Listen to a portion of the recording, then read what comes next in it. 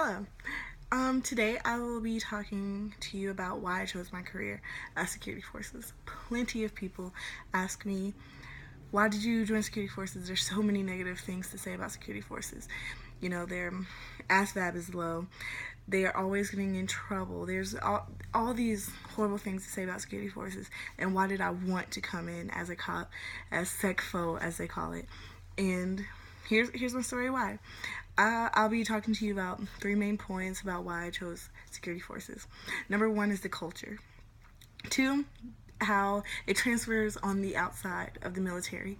And three, how I want to make a difference and why I want to make a difference as security forces. So I'll start with culture.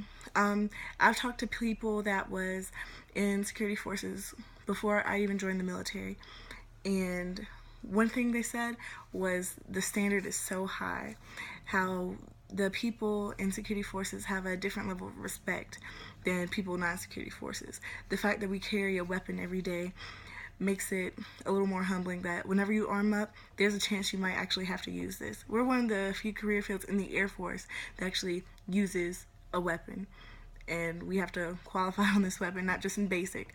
And that's a very important thing. Another reason was that you're entrusted with so much so young. As a young A1C, I was entrusted to guard nuclear weapons. That's a very big responsibility for a young A1C. I was 19 years old, entrusted in that position, and that's something that I won't ever be able to do anywhere else, and I'm grateful for that opportunity. So another reason actually I chose this career field is the transition into the civilian sector. I knew I wasn't going to be in the military my entire life, so making sure I had a solid foundation in the civilian world is very important. So one reason is because you have the police side as security forces, and also you have the security side as security forces. You could be LE, or law enforcement, by the way, or you could be guarding nuclear weapons, guarding the weapons storage area in the base. So you have plenty of options, so many options. And I thought that was an amazing thing about security forces.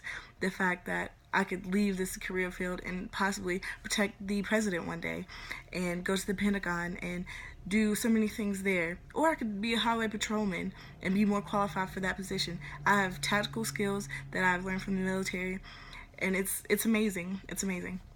I have weapon skills that I've learned from the military, and these are weapons that are entrusted to guard the nation, and it's a very humbling experience again.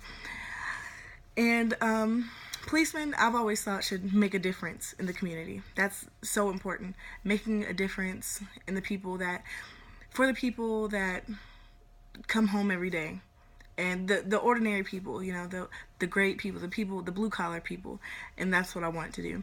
So being the change that I want to see in the community was a huge part. With all these things in the media about policemen killing other people, I want to be the change. Now, plenty of people are like, why would you want to be security forces with this going on? But I wanted to be the change that started to change people's minds about policemen, and I thought that was an amazing idea.